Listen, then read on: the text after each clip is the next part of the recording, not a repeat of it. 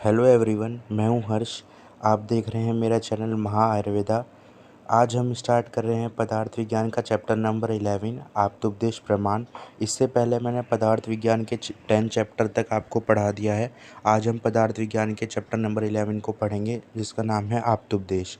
अगर आप मेरे चैनल पर नए हैं तो मेरे चैनल को सब्सक्राइब करना। चलिए वीडियो को स्टार्ट करते हैं। आप्तोपदेश क्या होता है? सबसे पहले मैंने इससे पहले जो प्रमाण चैप्टर पढ़ाया था, तो मैंने उसमें आपको बताया था कि जो संसार की जो सभी सत और असत वस्तुएं हैं, जो एक श्लोक था कि द्विविधमेव खलु सर्व सचासच तस्य जो चतुर्विध परीक्षा येषु आप्तोपदेश प्रत्यक्ष अनुमान सचेति। ठीक है, तो यहाँ पर जो संसार की जो सभी वस्तुएं हैं उनको दो भागों में बांटा गया था, सत और असत। सत मतलब जिसे हम देख सकते हैं, जिसकी सत्ता होती है, या और असत मतलब जिसे हम नहीं देख सकते, जिसकी सत्ता नहीं होती, उसे ही अभाव पदार्थ बोलते हैं। तो यहाँ पर इन दोनों को, सत और असत जो वस्तुएं हैं, इनकी जो परीक्षा की जाती थी वो आप्तोपदेश, प्रत्यक्ष और अनुमान, है ना, और युक्ति, इन चारों प्रमाण के द्वारा की जाती थी। तो उसमें से जो सबसे पहला आप्तोपदेश था, तो आज हम उसी के बारे में पढ़ेंगे। मैंने आपको उस वीडियो में बताया था कि इन आप्तोपदेश और इन प्रमाणों के ऊपर पूरे पूरे चैप्टर हैं जो आगे हम पढ़ेंगे। तो आज में हम उसी को कंटिन्यू करते हैं कि आप्तोपदेश होता क्या है। यहाँ पर देखिए, सबसे पहले आप्तोपदेश के आपको पर्याय मिलते हैं। आप्तोपदेश को हम आप्तोपदेश आप्तवचन भी कहते हैं। तो आप्त किसे कहते हैं? सबसे पहले आपको ये जानना चाहिए कि आप्तोपदेश बना किस चीज़ से है। आप्तोपदेश जो है वो दो वर्ड से मिलकर बना है, एक तो आप्त और एक उपदेश। आप्त मतलब होता है जो हमारे पूर्वज होते हैं, जैसे कि हमारे आचार्य वगैरह जो होते हैं पुराने, जिन्होंने हमारे बड़े बड़े ग्रंथ लिखे हुए हैं, आप्त पुरुष, तो उन्हें ही आप्त कहते हैं। और उपदेश मतलब उनके दिए हुए उपदेश, मतलब उनकी बातें, जो आप्त पुरुष ने दिए हुए उपदेशों को ही आप्तोपदेश कहा जाता है। तो ये आप्तोपदेश प्रमाण है। आप्त पुरुष ने जो बातें कही गई हैं वो प्रमाण हो सिद्ध हो जाती हैं, क्योंकि उन्हीं के द्वारा हम रोगी की परीक्षा करते हैं कि ये रोग इस प्रकार है। तो क्योंकि उन्होंने हम जो पढ़ते हैं चरक संहिता, शिशु संहिता, ये सब जितनी हम संहिता वगैरह पढ़ते हैं, तो इसमें जो बात लिखी गई है वो सिद्ध है। तो वही आप्तोपदेश है, क्योंकि वो आप्त पुरुषों ने लिखा गया है। तो इसमें यहाँ पर आप्तोपदेश के पर्याय थे आप्तवचन, आप्तश्रुति, शब्द और आगम। ये आप्तोपदेश के पर्याय होते हैं। इसके बाद हम देखते हैं, सबसे पहले यहाँ पर लिखा है आप्तोपदेश के लक्षण। तो आप्तोपदेश के लक्षण क्या होते हैं हम देखते हैं। तो ये वाला श्लोक आपको याद करना है, तत्र आप्तोपदेशो नाम आप्तवचनम। मतलब कि आप्त पुरुष के वचनों को ही आप्तोपदेश कहते हैं। मैंने अभी बताया, जो आप्त पुरुष होते हैं हमारे, तो उनके वचनों को ही हम आप्तोपदेश बोलते हैं। इसके बाद हम देखते हैं, यहाँ पर देखिए एक लाइन लिखी हुई है, आप्तोपदेश, प्रत्यक्ष और अनुमान, इन तीन परीक्षा को सर्वप्रथम कहा गया है। तो इन तीन परीक्षा में सर्वप्रथम जो है वो आप्तोपदेश ही होता है। तो उसके बाद ही प्रत्यक्ष और अनुमान बताया गया है। यही मैंने अभी आपको श्लोक से बताया था स्टार्टिंग में। इसके बाद यहाँ पर देखिए लिखा हुआ है कि आप्त के लक्षण क्या होते हैं। ये बहुत इम्पोर्टेंट है। ये वाला श्लोक आपको 100% याद करना ही है, क्योंकि ये श्लोक बहुत ही ज़्यादा इम्पोर्टेंट है। ये आपको चरक संहिता के चैप्टर नंबर 11 में याद करना ही पड़ेगा। तो अच्छा होगा अगर आप पदार्थ में याद कर लें, तो आपको फिर वहाँ पर आसानी होगी। तो ये श्लोक क्या है, मैं आपको इसे तोड़ तोड़ के बता दूँ ताकि आप आसानी से याद कर सकें। रजस्तमोभ्याम निर्मुक्ता संतापो ज्ञान बलेन येषा त्रिकालमम्लं येषा त्रिकालमम्लं ज्ञानवहितं सदा आप्तशिस्त विबुधस्ते तेषा वाक्यम असंशयम सत्य वक्ष्यति तम तस्य कस्माद् सत्यम निरजस्तमा। ठीक है, ये वाला अभी श्लोक मैंने आपको बताया। अब इसका जो मीनिंग है उसे मैं बताता हूँ। तो मीनिंग क्या होता है? ऐसे व्यक्ति जो तप और ज्ञान के बल पर, मतलब तप तो आपको पता ही होगा किसे कहते हैं, जो हम सब तप साधना करते हैं। तो जो ऐसे व्यक्ति तप और ज्ञान के बल पर रज और तम से मुक्त हो गए हों। मैंने क्रिया शरीर के आपके चैप्टर्स बताए थे, तो उसमें मैंने जो त्रिगुण होते हैं, सत्व रज तम, तो उसमें बताया था कि रज और तम क्या होते हैं।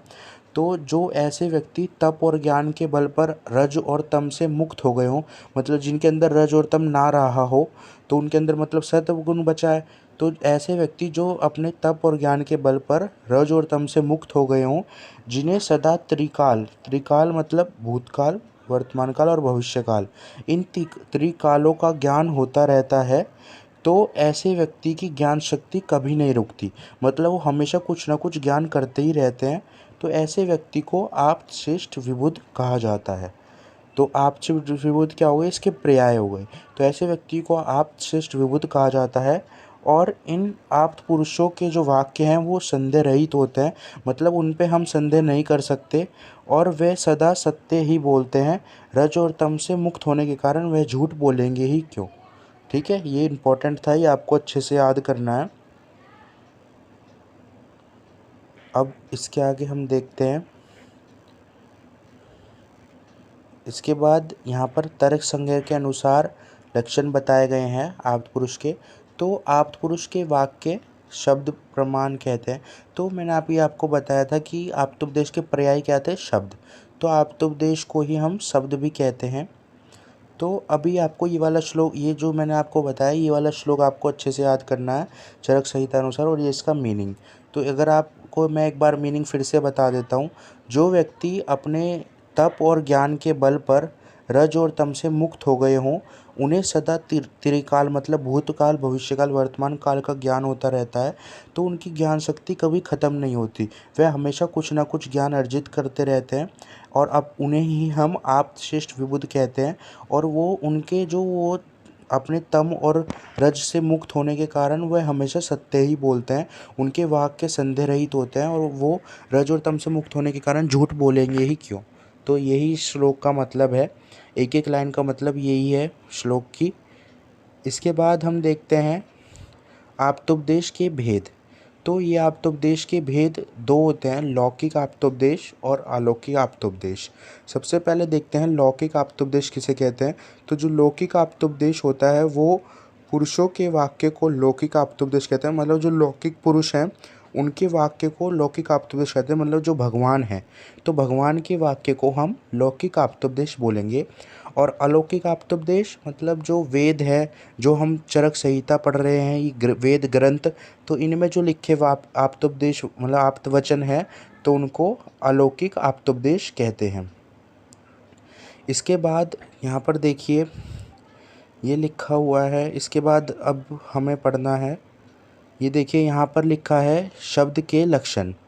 तो शब्द के लक्षण, ये देखिए शब्द के लक्षण को अगर हम देखें तो वर्ण और अक्षर, मतलब कि वर्ण या फिर अक्षर को मिलाने वाले समूह को ही शब्द कहते हैं।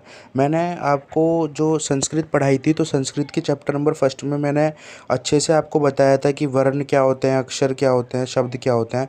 तो वर्णों को ही हम अक्षर बोलते हैं, और वर्णों के समूह को शब्द कहा जाता है। समझ लीजिए ये आ है, तो आ एक वर्ण है, और जब ये दो बन गए, दो तीन हमने वर्ण एक साथ लगा दिए, तो ये एक शब्द बन गया। तो यहाँ पर बोला गया है वर्णों के समूह को ही शब्द कहते हैं, अर्थात अक्षरों के समुदाय को शब्द कहते हैं।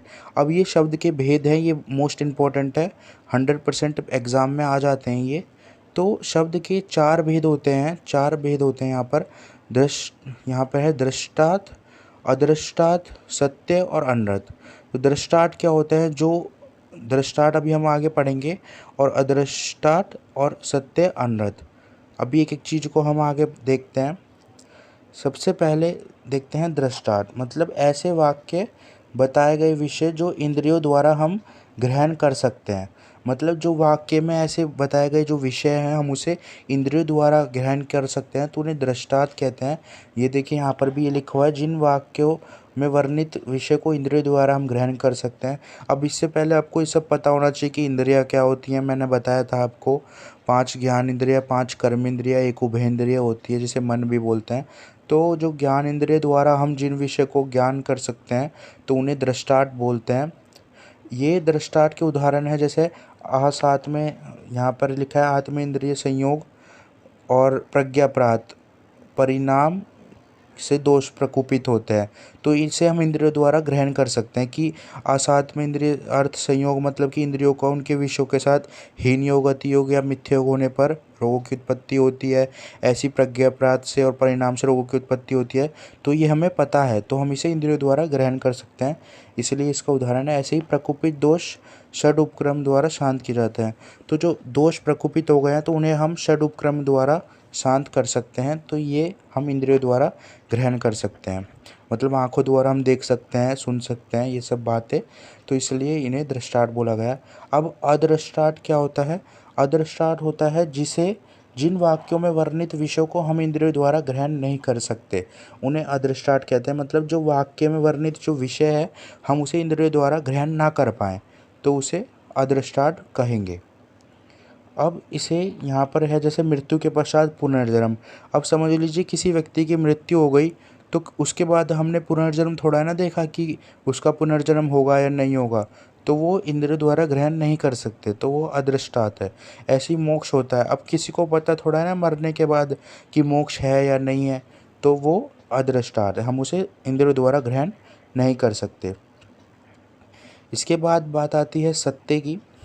तो जो शब्द जैसा कहा गया है वैसा ही हो उसे सत्य शब्द कहते हैं। मतलब जो शब्द जैसा है वैसा ही हो उसे सत्य कहेंगे। जैसे आयुर्वेद का उपदेश, जो आयुर्वेद में लिखे गए उपदेश हैं, तो वो जैसा कहा गया है वैसे ही, ऐसे ही साध्य रोगों की चिकित्सा, मतलब जो रोग डिजीज़ खोज करते हैं, मतलब साध्य रोग होता है जिसे हम आसानी से ठीक कर सकते हैं, तो उनको सिद्ध करने के उपाय जो हैं, उनको ठीक करने की या उनको सिद्ध करने के जो उपाय हैं वो मतलब बात जो एकदम सही है, तो उन्हें हम सत्य बोलते हैं। वो सत्य हैं तो उन्हें झूठ नहीं बोल सकते। अब अनर्थ क्या होता है? अनर्थ होता है ठीक सत्य का अपोजिट, मतलब कि जो सत्य के विपरीत हो, जिसे हम झूठ कहते हैं। जैसे कि मृत शरीर में वेदना, मतलब कि शरीर मरने के बाद भी उसमें आत्मा है, तो ये गलत है, ये गलत है, ये असत्य है। अब आँखों से सुनाई देना, तो आँखों से थोड़ा ना सुनाई देता है, आँखों से तो दिखाई देता है, सुनाई तो कानों से देता है, तो इसलिए ये भी अनर्थ है। अनर्थ मतलब झूठ है। अब इसके बाद ये है शब्द वृत्ति। ये वाला क्वेश्चन भी ये बहुत इंपॉर्टेंट है, ये लास्ट ईयर भी एग्ज़ाम में आया था, 100% इम्पॉर्टेंट है ये।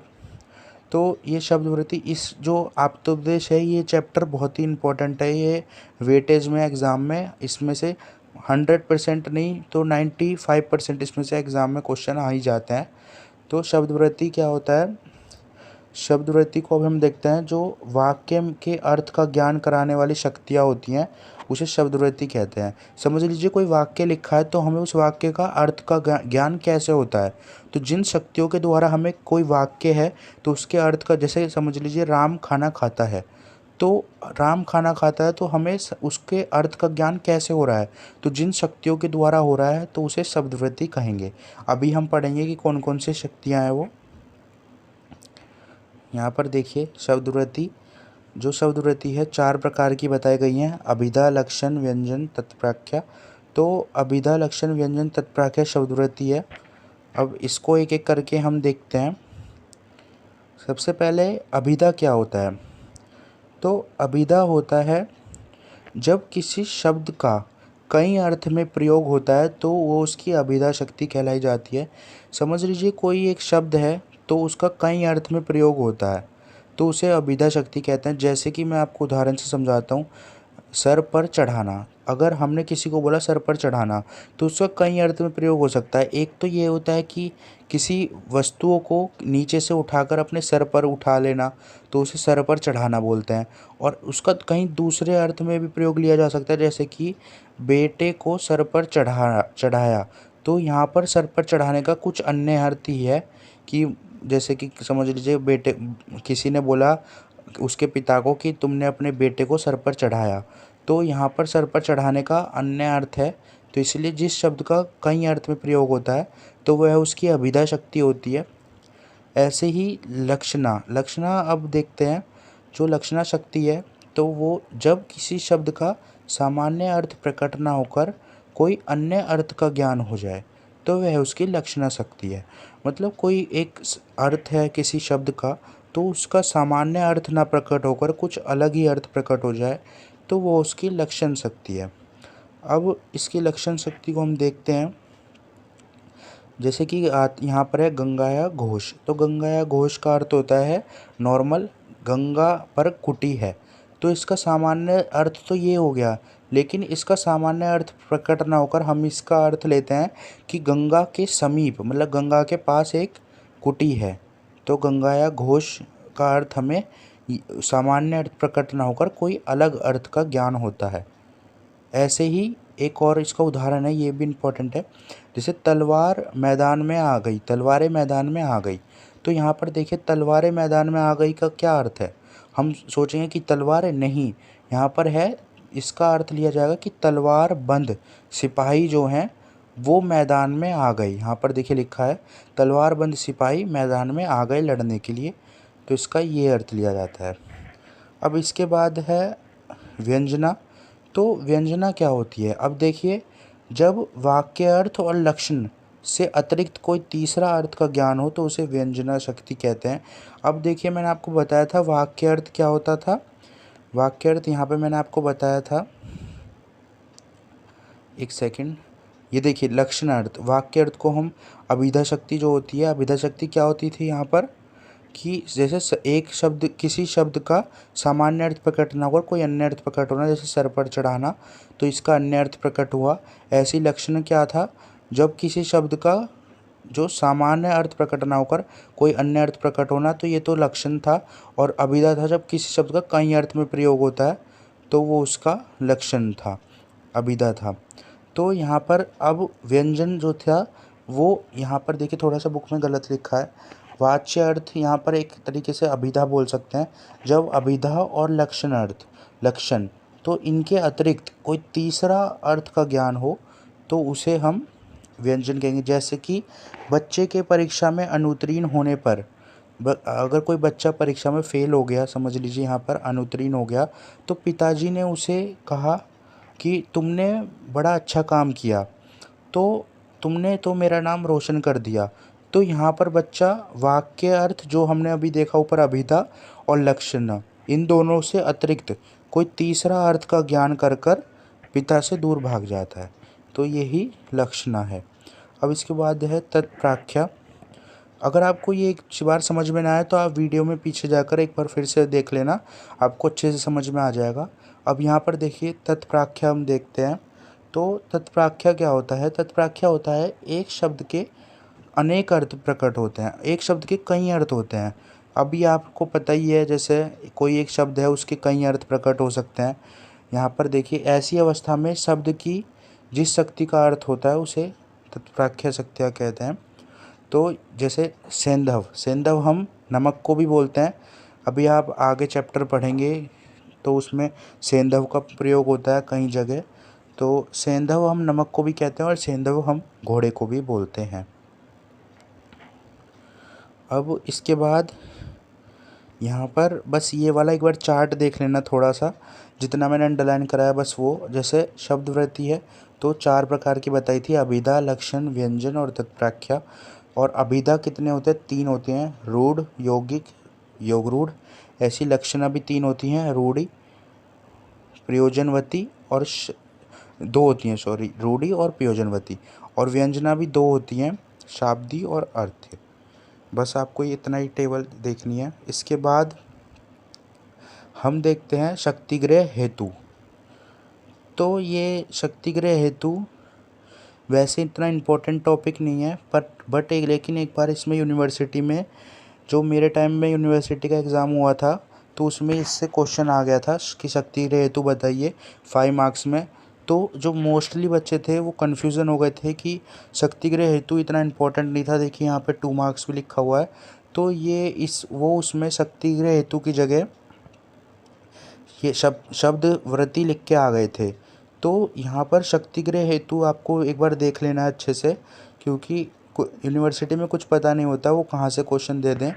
तो शक्तिग्रह हेतु का अर्थ क्या होता है, किसी शब्द की शक्ति अर्थात उसके अर्थ का ज्ञान कराने वाली शक्ति ही शक्तिग्रह हेतु कहते हैं। मतलब कोई शब्द है तो उसके अर्थ को जो हम ज्ञान कराते हैं, उसके अर्थ का ज्ञान कराने वाली जो शक्ति होती हैं, तो उसे शक्तिग्रह हेतु कहते हैं।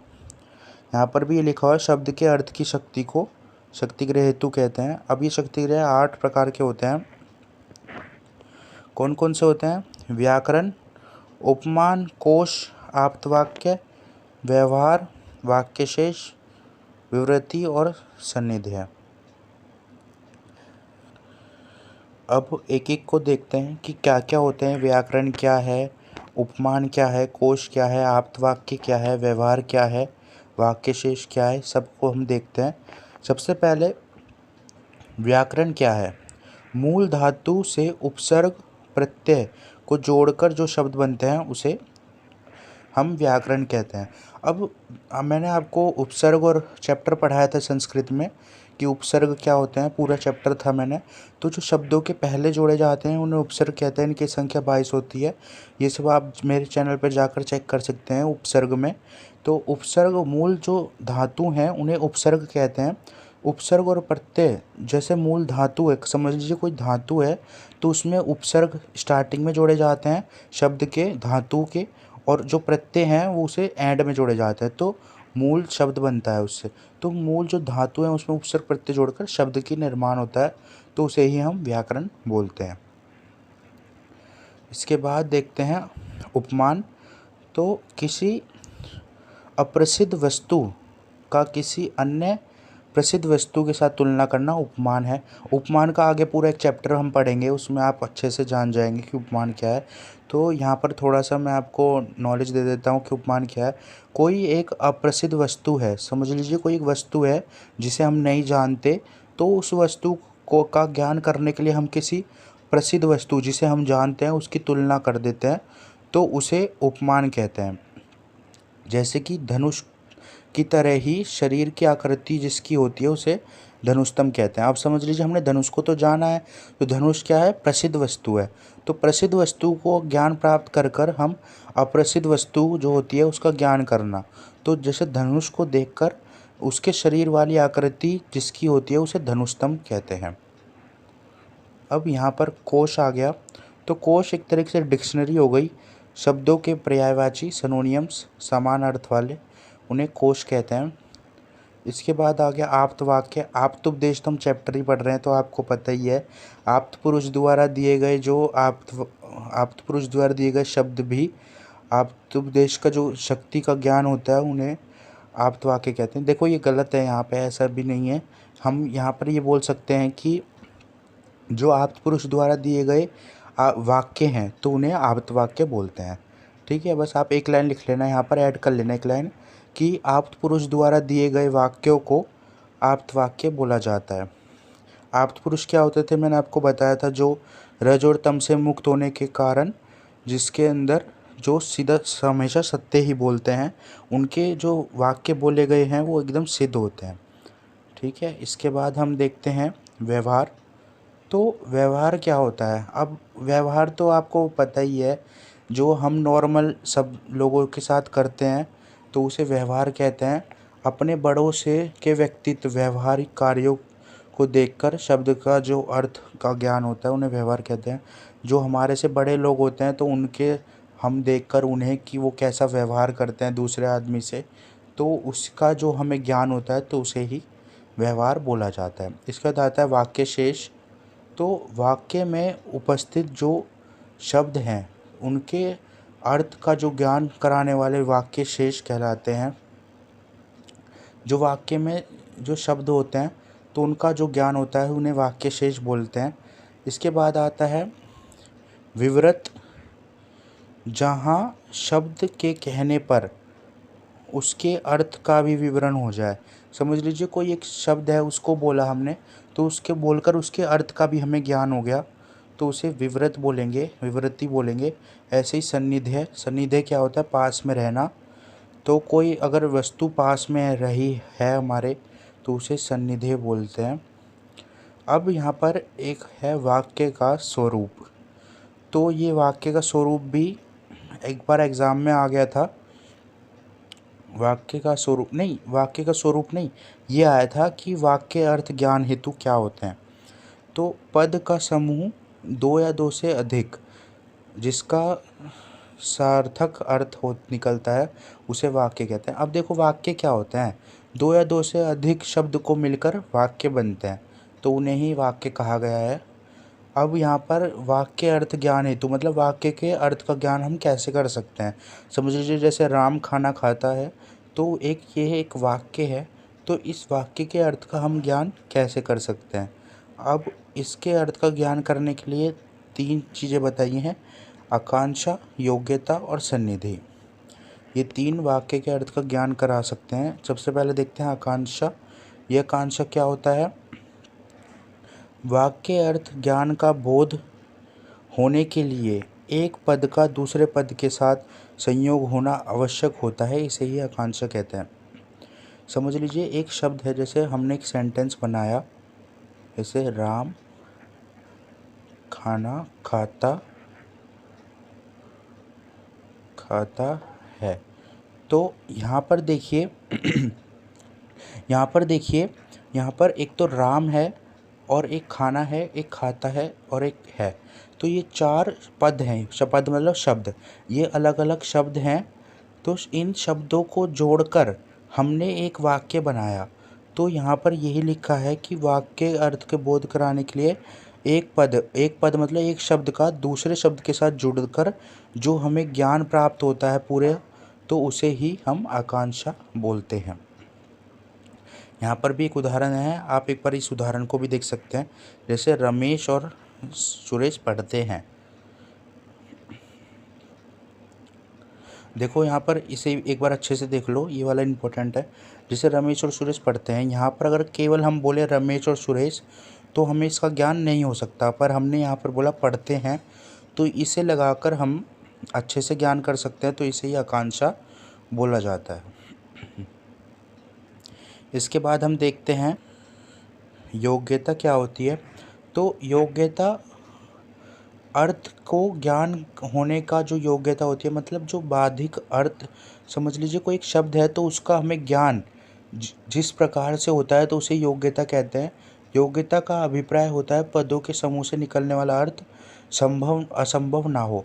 मतलब जो हमने जैसे एक सेंटेंस बनाया था अभी, राम खाना खाता है, तो वो जो है योग्य हो, मतलब वो उसका जो अर्थ है वो असंभव ना हो। समझ लीजिए वो कभी खाना खा ही नहीं सकता, तो वो असंभव हो गया, पर ऐसा ना होता हो तो उसे ही योग्यता बोला जाता है। सन्निधि होता है पदों का बिना विलंब किए हुए उच्चारण करना। समझ लीजिए हमने जो अभी सेंटेंस मैंने आपको बताया था कि राम खाना खाता है, तो राम बोलकर बहुत ही देर बाद हमने बोला खाना, फिर बहुत देर बाद बोला खाता, और फिर उसके बहुत देर बाद बोला है, तो किसी को कोई वर्ड जो है वो सेंटेंस समझ में नहीं आएगा। तो यहाँ पर ये लिखा हुआ है पदों का जो उसके शब्द हैं उसका बिना विलंब किए, बिना देर से उच्चारण करना ही सन्निधि है। जैसे पानी कहकर कुछ समय बाद रुककर फिर आगे बह रहा है बोलना, तो ये गलत है। तो सन्निधि मतलब होता है बिना विलंब किए, बिना देर किए एकदम से बोलना सेंटेंस, तभी हमें चीज़ें समझ में आती है। इसके बाद यहाँ पर ये चैप्टर ख़त्म हो गया है। अब ये हम कुछ इम्पोर्टेंट क्वेश्चन देखते हैं जो एग्ज़ाम के लिए बहुत ही ज़्यादा इम्पोर्टेंट है। ये देखिए सबसे पहला है, परीक्षा के लिए इम्पोर्टेंट प्रश्न है ये, आप्तोपदेश के लक्षण लिखे। तो जो मैंने आप्तोपदेश के लक्षण बताया था वो चरक संहिता वाला बड़ा वाला श्लोक लिखकर आपको पूरे लक्षण बताने हैं। यहाँ पर है आप्त के लक्षण लिखें। तो आप्त और आप्तोपदेश एक ही बात होती है, ये कन्फ्यूज़न करने के लिए बना हुआ है, नॉर्मल लिख देना। आप्तोपदेश के भेद, जो मैंने आपको अभी आप्तोपदेश के भेदों का वर्णन किया था, तो वो आपको आप्तोपदेश के भेद लिख देने हैं। लौकिक और अलौकिक जो अभी भेद बताए थे उन्हें। अब देखिए लौकिक आप्तोपदेश क्या है, इनको अलग से एक्सप्लेन कर देना है, अलौकिक को अलग से एक्सप्लेन कर देना है, शब्द के लक्षण बता देने हैं, शब्द के भेद, शब्दवृत्ति और शक्तिग्रह हेतु, ये सभी अभी मैंने आपको बता दिए। और वाक्य के स्वरूप का वर्णन करें और वाक्य अर्थ ज्ञान हेतु बताएं। देखिए क्वेश्चन आ गया है। इसी के साथ ये चैप्टर यहीं पर ख़त्म हो गया है। तो तो दोस्तों अगर आपको ये वीडियो मेरी अच्छी लगी तो इस वीडियो को लाइक कर देना और ऐसी और वीडियोस देखने के लिए मेरे चैनल को सब्सक्राइब कर देना। और अगर आपको कुछ किसी और कंटेंट पे वीडियो चाहिए तो आप मुझे बता सकते हैं। कोई भी चैप्टर अगर आपको समझना है तो आप मुझे बता दीजिए, मैं उसकी वीडियो जल्दी अपलोड कर दूँगा। फिर मिलते हैं नेक्स्ट वीडियो में नेक्स्ट चैप्टर के साथ। Thank you everyone.